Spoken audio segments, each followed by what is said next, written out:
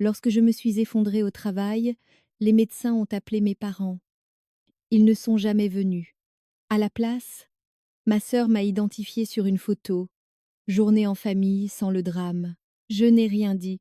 Des jours plus tard, encore faible et branchée à des machines, j'ai vu 74 appels manqués et un SMS de mon père. On a besoin de toi.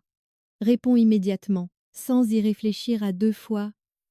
Les néons du bureau s'étaient transformés en traînées blanches avant que tout ne devienne noir. Je ne me souviens pas avoir heurté le sol, mais je me souviens des voix inquiètes, de mes collègues planant au-dessus de moi, de quelqu'un criant d'appeler le 911 et du hurlement lointain des sirènes se rapprochant.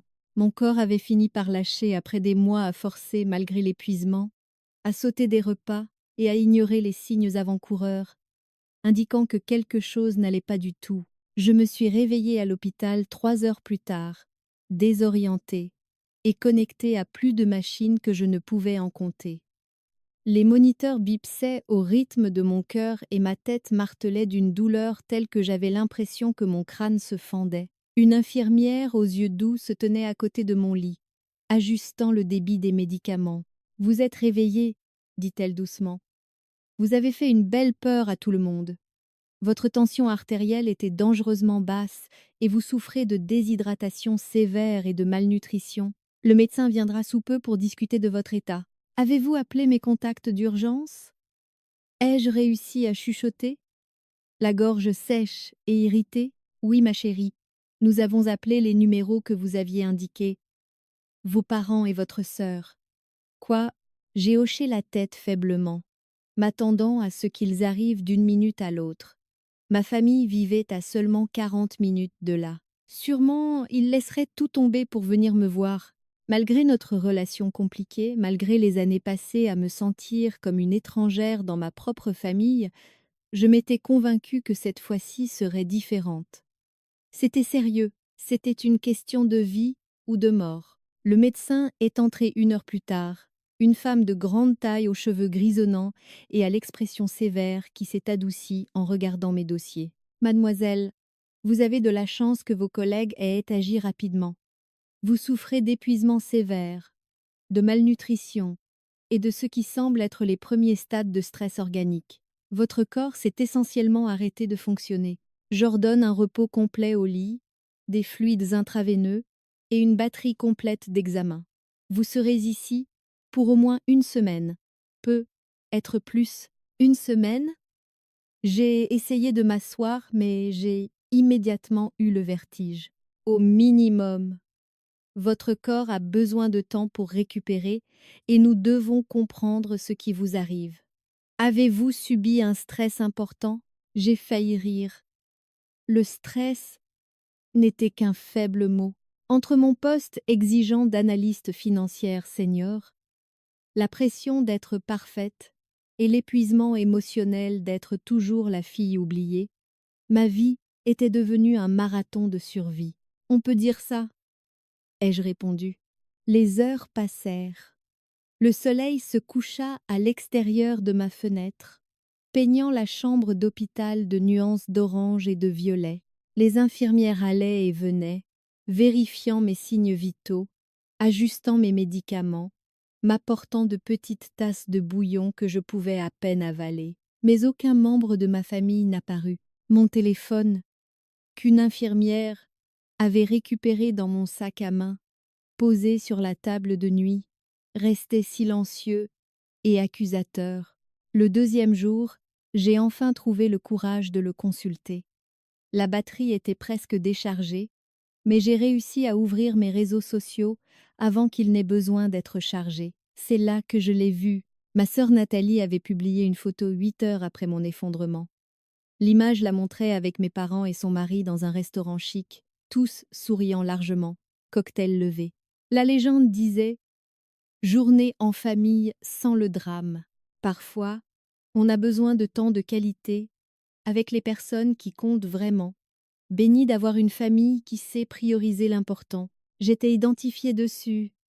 Elle m'avait identifiée sur une publication célébrant une réunion de famille qui m'excluait spécifiquement alors que j'étais sur un lit d'hôpital, alors que les médecins essayaient de comprendre pourquoi mon corps de 28 ans avait simplement lâché, alors que j'étais seule et terrifiée. Mes mains tremblaient en reposant le téléphone. Le moniteur cardiaque à côté de moi a commencé à biper plus vite et une infirmière s'est précipitée, l'inquiétude gravée sur le visage. Ma chérie, votre rythme cardiaque vient de grimper. Je vais bien, mais des larmes coulaient déjà sur mon visage, juste fatiguée. Elle ne m'a pas cru, mais elle n'a pas insisté. Elle a ajusté mon oreiller, tamisé les lumières, et m'a dit de me reposer. Mais le repos ne venait pas. Tout ce que je voyais, c'était cette photo, ces visages souriants, cette légende. La cruauté décontractée de cet acte faisait plus mal à ma poitrine que n'importe quelle douleur physique. Ce n'était pas nouveau. Être négligée par ma famille avait été l'histoire de toute ma vie. Dès la naissance de ma sœur, 3 ans après moi, j'étais devenue invisible. Elle était l'enfant prodige, celle qui ne pouvait rien faire de mal, la fille que mes parents voulaient vraiment. Ses réussites étaient célébrées avec des fêtes et des cadeaux. Les miennes étaient accueillies avec une reconnaissance tiède et des critiques immédiates sur la façon dont j'aurais pu faire mieux. Quand ma sœur a obtenu son diplôme de fin d'études secondaires, mes parents lui ont organisé une fête massive et ont invité tous ceux qu'ils connaissaient. Quand j'ai obtenu mon diplôme universitaire avec mention Summa cum laude, ma mère a dit que c'était bien et m'a demandé si je pouvais aider à préparer la fête d'anniversaire de ma sœur la semaine suivante. Quand Nathalie s'est fiancée, ma mère a versé des larmes de joie et a immédiatement commencé à planifier un mariage extravagant. Quand j'ai décroché mon emploi de rêve dans une prestigieuse firme financière, mon père m'a demandé si le salaire était vraiment si bon et a suggéré que j'aurais dû négocier plus durement. Le schéma était si cohérent, si implacable que j'avais appris à ne plus rien attendre d'autre. Mais quelque part, au fond de moi, une stupide part d'espoir pensait que être une urgence médicale serait différente, qu'être proche de la mort les ferait enfin me voir. J'avais tort. Les jours à l'hôpital se sont brouillés. Les médecins ont effectué test après test, découvrant que mon effondrement avait été causé par une tempête parfaite de stress chronique, de nutrition inadéquate et d'une hypothyroïdie non diagnostiquée, qui n'avait pas été traitée depuis des années. Mon corps avait crié à l'aide, et je l'avais ignoré parce que j'étais trop occupée à essayer de prouver que je méritais amour et reconnaissance. Mes collègues m'ont rendu visite. Ma patronne, une femme pragmatique nommée Margaret, que j'avais toujours trouvée intimidante, a apporté des fleurs et s'est assise avec moi pendant 1 heure, me disant que l'entreprise couvrirait mes frais médicaux et que je devais prendre tout le temps nécessaire. Des amis à qui je n'avais pas parlé depuis des mois sont venus avec des magazines, du chocolat et des histoires pour me divertir. Mais de ma famille, le silence. Je ne les ai pas appelés. Quelque chose avait basculé en moi pendant ces longues heures silencieuses, branchées à des machines. Une clarté que je n'avais jamais connue s'est installée sur moi comme une couverture froide. Je pouvais enfin voir ma famille pour ce qu'elle était. Des gens qui avaient décidé il y a longtemps que je ne comptais pas et que rien de ce que je ferais n'y changerait jamais rien. Alors, je me suis concentrée sur la guérison. J'ai mangé les repas fournis par l'hôpital. J'ai fait les exercices de physiothérapie. J'ai rencontré un thérapeute qui m'a aidé à comprendre que ma valeur ne dépendait pas de la validation de ma famille. Lentement, douloureusement, j'ai commencé à me reconstruire de l'intérieur. Au 6e jour, tout a changé. Je dormais quand mon téléphone a commencé à sonner. J'avais demandé à une infirmière de le charger la veille, et maintenant il était sur ma table de nuit, plein d'énergie et insistant. 1 fois, 2 fois, 3 fois. J'ai ignoré l'appel, pensant à un spam, mais il a continué de sonner. Quand je l'ai enfin saisi, groggy et agacé, j'avais 74 appels manqués. 74, tous provenant de mes parents et de Nathalie au cours des 2 dernières heures. Mon estomac s'est noué. Quelque chose n'allait pas. Malgré tout, Malgré la blessure et la colère, mon premier instinct a été la peur qu'il leur soit arrivé quelque chose. Puis j'ai vu le SMS de mon père. On a besoin de toi. Réponds immédiatement. Pas de est-ce que tu vas bien? Pas de on a appris que tu étais à l'hôpital. Juste une exigence. Mes mains se sont stabilisées alors que je déverrouillais mon téléphone et lisais les messages accumulés. De Nathalie. Tu dois appeler papa tout de suite. C'est sérieux. De ma mère. Ta sœur a besoin de toi. Urgence familiale. Appelle-nous. De mon père. Arrête de nous ignorer. Il s'agit de l'avenir de ta sœur.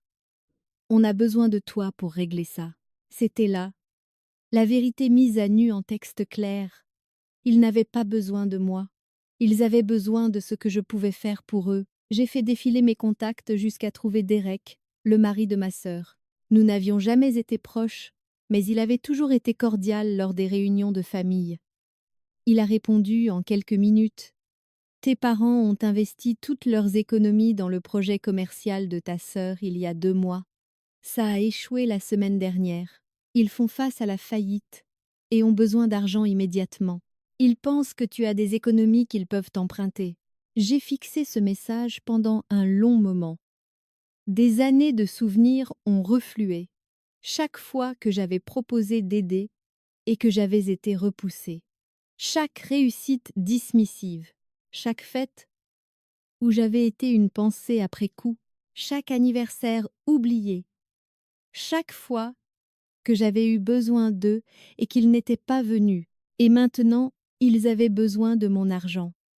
L'argent que j'avais économisé en me tuant au travail jusqu'à finir sur un lit d'hôpital.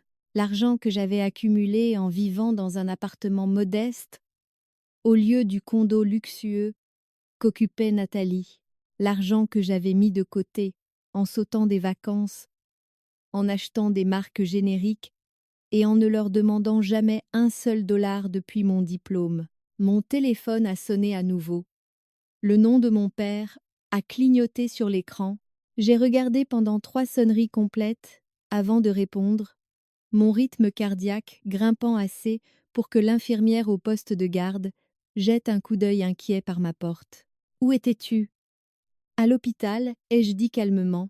« Où je suis depuis 6 jours après m'être effondrée au travail. » Il y a eu une pause. Une brève pause révélatrice. « Oh, eh bien, tu as l'air d'aller bien maintenant. Écoute, nous avons une situation et nous avons besoin de ton aide. Pas de « es-tu rétabli ?»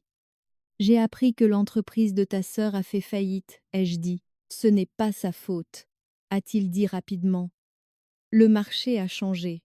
Ces choses arrivent. Mais ta mère et moi avons investi de manière significative il y a 2 mois et maintenant nous sommes dans une position difficile. Nous avons besoin d'emprunter de l'argent pour stabiliser les choses. Combien? 200 000 $. J'ai ri. Pour de vrai. Cela a fait mal à mon corps encore en convalescence, mais je n'ai pas pu m'en empêcher. 200 000 $. Prêtez, a-t-il corrigé. Nous te rembourserons une fois que les choses se seront stabilisées. Je me suis redressée dans mon lit, ignorant la protestation de mes muscles endoloris. Laisse-moi bien comprendre. Vous m'appelez alors que je suis à l'hôpital, me remettant d'un effondrement qui aurait pu me tuer, pour me demander de l'argent. Le moment n'est pas idéal, mais c'est urgent. Quand je me suis effondrée au travail, l'hôpital vous a appelé. Saviez-vous cela? Une autre pause. Nous étions occupés ce jour-là. Nous avions des projets. J'ai vu la publication. Ai-je dit doucement? Journée en famille sans le drame. C'était moi. J'étais le drame que vous évitiez pendant que j'étais sur un lit d'hôpital à me demander si j'allais mourir. Ne sois pas théâtral, a-t-il rétorqué. Tu vas manifestement bien. Quelque chose en moi s'est brisé. Pas bruyamment, pas de façon dramatique. Juste un petit clic final, comme une porte qui se ferme pour la dernière fois. Je ne vais pas bien, papa. Mon corps a lâché parce que je tourne à vide depuis des années, essayant de me faire remarquer par vous. Mais vous ne le ferez jamais, n'est-ce pas? Parce qu'à vos yeux, je n'ai jamais valu la peine d'être remarquée, sauf si je peux faire quelque chose pour vous. Ce n'est pas juste. Tu es notre fille, alors agis comme telle, ai-je crié, ma voix montant. Les moniteurs à côté de moi ont commencé à biper plus vite. Agis comme si je comptais. Agis comme si j'étais plus qu'un simple plan de secours quand ta fille préférée fait une bêtise. Maintenant, écoute-moi bien. Non, écoute-moi. La réponse est non. Je ne vous donne pas d'argent. Je ne vous prête pas d'argent. Je ne vais pas régler ça pour vous. Si tu ne nous aides pas, nous allons perdre la maison. Ta mère va perdre son foyer. La manipulation était si flagrante qu'elle en était presque impressionnante. Alors vous perdrez la maison, ai-je dit. Vous avez choisi d'investir tout ce que vous aviez dans l'entreprise de Nathalie sans faire vos vérifications. Vous avez choisi de la prioriser par rapport à moi toute ma vie. Vous avez choisi d'aller au restaurant au lieu de rendre visite à votre fille à l'hôpital. C'était vos choix. Et maintenant, vous allez devoir vivre avec les conséquences. Tu es d'un égoïsme incroyable. Tu as raison. La famille aide la famille. Mais voilà le truc, papa. Vous avez cessé d'être ma famille il y a très longtemps. Vous ne l'avez juste jamais remarqué parce que vous n'avez jamais regardé. J'ai raccroché avant qu'il ne puisse répondre. Mes mains tremblaient, mais c'était différent cette fois. Pas de peur ou de blessure, mais de quelque chose qui ressemblait étonnamment à la liberté. En quelques minutes, mon téléphone a explosé de messages. Je les ai lus méthodiquement, chacun en révélant plus sur la situation qu'il ne le souhaitait probablement. Le premier message de ma mère disait « Ton père a dit que tu refusais d'aider. Comment peux-tu être si sans cœur? Ta sœur est dévastée. Elle a tellement essayé avec son entreprise. » Le message de ma sœur était plus long, plus manipulateur. « Je n'arrive pas à te croire. Maman et papa ont tout misé dans ma boîte de marketing parce qu'ils croyaient en moi. Ce n'est pas ma faute si 3 gros clients se sont désistés à la dernière minute. Ces choses arrivent en affaires. Mais maintenant, ils vont perdre leur maison parce que tu ne veux pas aider. Tu as toujours été jalouse de moi, n'est-ce pas? C'est ta chance de me voir échouer. Et tu adores ça. » J'ai posé le téléphone et fermé les yeux. Les infirmières m'avaient prévenu d'éviter le stress, mais cela me semblait différent. C'était nécessaire, comme inciser une plaie infectée. D'autres messages arrivaient. Ma mère a envoyé une photo de leur maison avec la légende « C'est ce que tu nous enlèves ». Ma sœur a envoyé des captures d'écran de ses comptes d'entreprise en faillite. Comme si me montrer les chiffres allait me faire culpabiliser assez pour lui donner mes économies. Le message suivant de mon père était un enregistrement vocal. J'ai failli ne pas l'écouter, mais la curiosité l'a emporté. Sa voix est sortie du haut-parleur tendu par la colère. Je ne sais pas d'où vient cette attitude, mais ça doit s'arrêter. Ta mère pleure. Ta sœur fait des crises de panique. Tu as les moyens d'aider cette famille, et tu choisis de ne pas le faire par pure rancœur mesquine. Quand tu grandissais, nous t'avons nourri, habillé, nous t'avons logé, nous avons payé pour ton éducation. Tu nous dois bien ça. Je l'ai écouté 2 fois, analysant chaque mot comme je le ferais pour un rapport financier. Le sentiment d'avoir tous les droits était époustouflant. Ils avaient fait le strict minimum requis de parents et s'attendaient maintenant à ce que je finance leurs erreurs. Un SMS de ma sœur a suivi. « Derek pense que je devrais juste te laisser nous abandonner. Il ne comprend pas la famille comme nous. » Ce message m'a appris que Derek avait probablement essayé de la raisonner. J'ai pris note de le contacter séparément. Ma mère a appelé ensuite. J'ai répondu, regrettant déjà mon geste. « Ma chérie », commença-t-elle, sa voix dégoulinant d'une fausse douceur. « Je pense qu'il y a un malentendu. Ton père peut être trop direct parfois. Laisse-moi t'expliquer ce qui se passe vraiment. Je comprends parfaitement ce qui se passe, maman. Non, tu ne comprends pas. Tu ne vois pas tout le stress que nous avons subi. L'entreprise de Nathalie devait être notre plan de retraite. Nous allions vendre la maison, emménager dans quelque chose de plus petit et vivre des profits de sa société. Mais maintenant, tout est parti et nous n'avons plus rien. Vous avez la sécurité sociale, ai-je dit. Vous avez la pension de papa de ces années à l'usine. C'est à peine assez pour couvrir les bases. Nous ne pouvons pas vivre comme ça. Nous avons donné toute notre vie pour construire quelque chose de mieux. Et qu'as-tu construit exactement, maman? Ai-je demandé doucement. Qu'as-tu sacrifié? Les mots sont sortis plus tranchants que prévu, mais je ne les ai pas retirés. J'ai élevé 2 filles. J'ai tenu une maison. J'ai soutenu ton père à travers chaque changement de carrière. Tu as élevé une seule fille, ai-je dit. Tu as toléré mon existence pendant que tu dorlotais ma sœur. Ce n'est pas vrai. Nous vous aimions toutes les deux de la même manière. Vraiment? Alors dis-moi la date de mon dernier anniversaire. Dis-moi quand j'ai obtenu mon diplôme universitaire. Dis-moi quel est mon titre de poste. Le silence s'est étiré sur la ligne. Ce n'est pas juste, finit-elle par chuchoter. Tu as toujours été si indépendante. Tu n'avais jamais besoin de nous comme elle.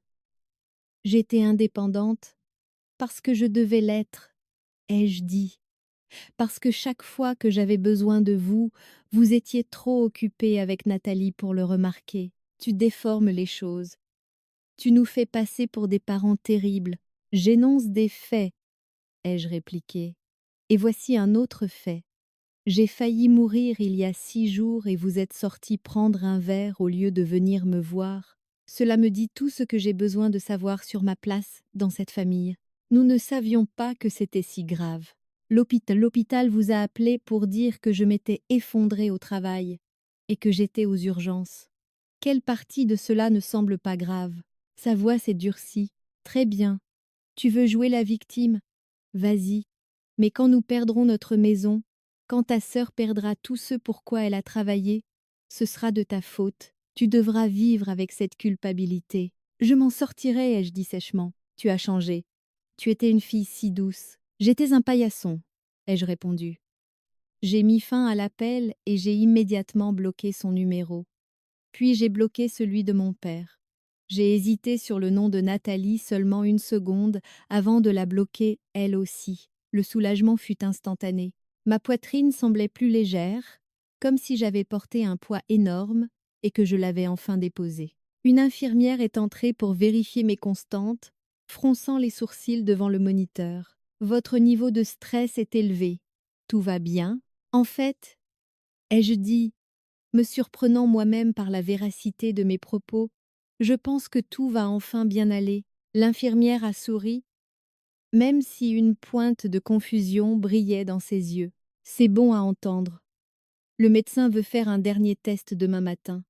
Mais si tout semble normal, vous pourrez être rentré chez vous après-demain. Chez moi. Le mot sonnait différemment maintenant. Pas l'endroit où se trouvait ma famille, mais l'appartement que j'avais créé pour moi-même. Mon espace, mon sanctuaire, ma vie. Après son départ, j'ai sorti mon ordinateur portable, que Margaret m'avait apporté avec quelques dossiers de travail que j'avais demandés. Mais le travail ne m'intéressait pas. À la place, j'ai ouvert mon application bancaire et j'ai regardé mon compte d'épargne, 463 000 $. 6 ans d'épargne prudente, de vie en dessous de mes moyens, de l'argent que j'avais gagné par des semaines de 80 heures, des vacances sautées. Chaque centime représentait un morceau de moi-même que j'avais échangé contre une stabilité financière. Et il voulait m'en prendre presque la moitié pour régler un problème qui n'était pas de ma responsabilité. J'ai repensé à ma maison d'enfance, la maison qu'il prétendait perdre. Un pavillon de 3 chambres dans une banlieue chic, avec un garage pour 2 voitures et un jardin. J'avais passé 18 ans dans cette maison, et la plupart de mes souvenirs y étaient liés à la solitude. Pendant que mes parents assistaient aux matchs de football et au récital de danse de Nathalie, je restais dans ma chambre à faire mes devoirs ou à lire. Pendant qu'ils célébraient ses réussites, je dînais seule dans la cuisine. Cette maison n'avait jamais vraiment été mon foyer. C'était un bâtiment dans lequel je vivais, rien de plus. J'ai ouvert mes emails et commencé à rédiger un message pour Derek. Je suis restée simple. J'ai entendu parler de l'entreprise de ta femme et de la situation financière de mes parents. Je veux que tu saches que ma décision de ne pas aider n'est pas une punition. C'est le fait de me faire enfin passer en priorité. J'espère que tu comprends. Si jamais tu as besoin de parler, je suis là. Je l'ai envoyé avant de pouvoir me raviser. Sa réponse est arrivée en moins d'1 heure. Je comprends parfaitement. Pour être honnête, j'essaie de faire voir à ta sœur comment elle traite les gens depuis des années. Cet échec commercial m'a montré des choses sur elle que je ne peux plus ignorer. Tes parents ont tout permis. Tu fais ce qu'il faut pour toi. Ne les laisse pas te culpabiliser pour te faire changer d'avis. En lisant son message, j'ai ressenti un mélange de validation et de tristesse. Triste que même le mari de ma sœur puisse voir le dysfonctionnement dans lequel j'avais vécu toute ma vie, mais validé dans l'idée que je n'étais ni folle ni cruelle en posant des limites.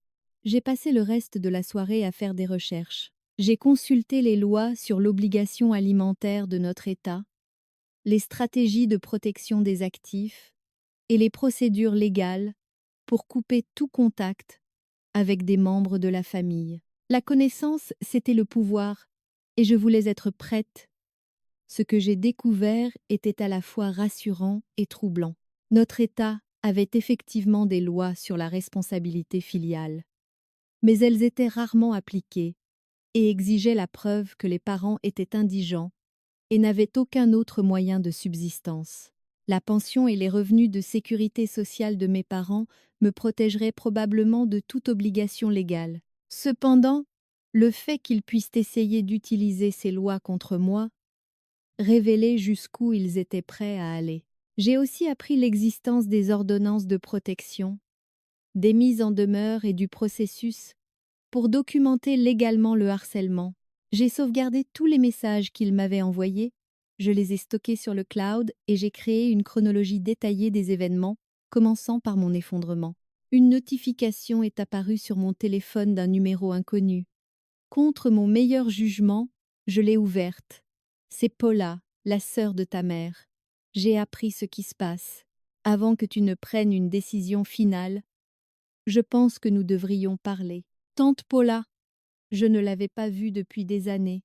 Pas depuis une réunion de famille où elle et ma mère s'étaient disputées pour quelque chose dont je ne me souvenais plus.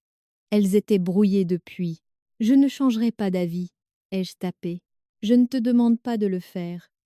Je veux te dire quelque chose sur ta mère et Nathalie que tu devrais savoir.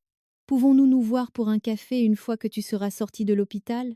Mon doigt a plané au-dessus du bouton de suppression. Mais la curiosité a été plus forte. Pourquoi devrais-je vous faire confiance? Parce que j'ai coupé les ponts avec ta mère il y a 12 ans pour les mêmes raisons que tu le fais maintenant. Et parce que tu mérites de connaître la vérité sur la raison pour laquelle ils t'ont toujours traité différemment. Cela a attiré mon attention. Pas par SMS. Cela doit être dit face à face. J'habite à environ 1 heure de chez toi. Donne-moi le lieu et l'heure, et j'y serai. J'ai fixé ce message pendant un long moment. Une partie de moi voulait l'ignorer, bloquer ce numéro aussi et continuer ma vie. Mais une autre partie de moi, celle qui avait passé 28 ans à se demander ce qui clochait chez elle, pourquoi sa famille ne pouvait pas l'aimer, avait besoin de savoir. Donnez-moi votre numéro, je vous appellerai quand je serai sortie. Elle a envoyé ses coordonnées et je l'ai enregistrée sous le nom de Paula. Le lendemain matin, a apporté d'autres tests et d'autres médecins examinant mes dossiers avec des expressions concernées. Mon médecin traitant, le docteur Reeves, s'est assis sur le bord de mon lit avec une tablette en main. Votre fonction organique revient à la normale, ce qui est une excellente nouvelle. Nous vous commençons un traitement pour la thyroïde, bien qu'il faille plusieurs semaines avant que vous n'en ressentiez les pleins effets. Cependant, je suis préoccupée par les facteurs psychologiques qui ont conduit à cet effondrement. Avez-vous été en contact avec les services de santé mentale de l'hôpital? J'ai eu 2 séances avec une thérapeute ici. Elle a recommandé un traitement suivi. Bien, dit-il. Je veux être très clair avec vous. Cet effondrement était la façon dont votre corps vous forçait à vous arrêter. Si vous retournez au même mode de vie, au même niveau de stress, au même schéma, cela se reproduira, et la prochaine fois, vous n'aurez peut-être pas autant de chance. Ces mots flottaient dans l'air comme un signal d'alarme. Je comprends. Est-ce vraiment le cas? A-t-il insisté. Parce que j'ai vu trop de jeunes professionnels motivés ignorer ces avertissements. Ils promettent de changer, puis ils reviennent aux urgences 6 mois plus tard, ou pire. Je le prends au sérieux, l'ai-je assuré. Je fais des changements, de grands changements. Il a étudié mon visage un instant, puis a hoché la tête. Je vais autoriser votre sortie demain, mais avec des conditions strictes. Pas de travail pendant au moins 1 mois, des séances de thérapie régulières, des suivis hebdomadaires avec votre médecin traitant, et si vous ressentez le moindre symptôme inquiétant, vous revenez immédiatement. Je le ferai. Après son départ, je me suis assise dans le silence de ma chambre d'hôpital et j'ai pensé à la vie que je menais. Les semaines de 90 heures, les repas sautés parce que j'étais trop occupée, le sommeil sacrifié pour respecter les délais, les relations négligées parce que j'essayais toujours de prouver quelque chose. Et à qui essayais-je de le prouver? À des gens qui ne reconnaîtraient jamais ma valeur. Mon téléphone a vibré à nouveau avec un autre numéro inconnu. Cette fois, c'était un long message de quelqu'un prétendant être l'associé de Nathalie, une femme nommée Simone. Je ne sais pas si vous vous souvenez de moi, mais nous nous sommes rencontrés à la fête de fiançailles de votre sœur, il y a 3 ans. J'ai besoin que vous sachiez la vérité sur ce qui est arrivé à notre entreprise. Votre sœur raconte à tout le monde que des clients se sont désistés de façon inattendue, mais ce n'est pas ce qui s'est passé. Elle utilisait les fonds de l'entreprise pour des dépenses personnelles, des vacances coûteuses, des vêtements de créateurs, le tout facturé sur la carte de crédit de l'entreprise. Quand je l'ai découvert et que je l'ai confrontée l'année dernière, elle a convaincu vos parents de racheter mes parts et de prendre le contrôle. C'était l'investissement d'il y a 2 mois. Ils lui ont donné 100 000 $ de plus en plus de ce qu'ils avaient déjà mis. En 8 semaines, elle a tout brûlé. J'ai de la documentation sur tout, si jamais vous en avez besoin. Je suis désolée que vos parents aient perdu leur argent, mais je voulais que vous sachiez que ce n'était pas de la malchance ou les forces du marché. J'ai lu le message 3 fois, l'estomac retourné. Détournement de fonds, fraude. Et mes parents l'avaient encouragée en rachetant son associé au lieu de la tenir pour responsable. Pourquoi me dites-vous cela? Parce que Nathalie m'a dit que vous refusiez de les aider. Et elle vous a dépeinte comme égoïste et sans cœur. Mais je me souviens de vous à cette fête. Vous avez été gentille avec moi quand personne d'autre ne faisait attention. Vous avez posé des questions sur mes projets commerciaux et vous avez vraiment écouté. J'ai pensé que vous méritiez de savoir ce qui s'était réellement passé. Avez-vous toujours la documentation? Chaque reçu, chaque relevé bancaire, chaque SMS où elle admettait ce qu'elle faisait. Pouvez-vous me l'envoyer? Je pourrais en avoir besoin. Je vous l'envoie maintenant. Au cours de l'heure suivante, ma boîte email s'est remplie de PDF et de captures d'écran. Des relevés bancaires montrant des frais dans des complexes hôteliers de luxe et des boutiques haut de gamme, des SMS où ma sœur mentionnait avec désinvolture utiliser l'argent de la boîte pour des voyages personnels, des reçus pour des articles qui n'avaient rien à voir avec le marketing. Les preuves étaient accablantes. J'ai tout transféré sur mon email personnel, sur mon stockage cloud et sur un disque dur externe que je gardais chez moi. Puis j'ai envoyé un dernier message à Simone merci. Cela m'aide plus que vous ne le pensez. J'espère que vous resterez sur votre décision, répondit-elle. Les gens comme votre sœur ne changent jamais. Ils trouvent juste de nouvelles personnes à exploiter. Je me suis adossée à mes oreillers, digérant ces nouvelles informations. Cela ne changeait pas ma décision. Cela la solidifiait. Il ne s'agissait pas seulement de négligence ou de favoritisme. Il s'agissait d'un schéma toxique. Mon téléphone a sonné à nouveau. Un numéro local que je n'ai pas reconnu. J'ai répondu avec prudence. Bonjour. Bonjour, c'est Karen du service de facturation de l'hôpital. J'appelle pour discuter de votre dossier. Mon cœur a sombré. Y a-t-il un problème? En fait, non. Votre employeur nous a contactés et a pris des dispositions pour couvrir l'intégralité de vos frais médicaux. J'ai juste besoin de confirmer quelques détails pour nos dossiers. J'ai refoulé des larmes soudaines. Margaret m'avait dit que l'entreprise aiderait, mais j'avais supposé qu'elle parlait d'une prise en charge partielle ou d'un plan de paiement. Il couvre tout? Oui, madame. Tous les frais d'hospitalisation, les honoraires des médecins, les médicaments, tout. Le solde de votre compte est à 0. Après avoir raccroché, je suis restée là à pleurer doucement.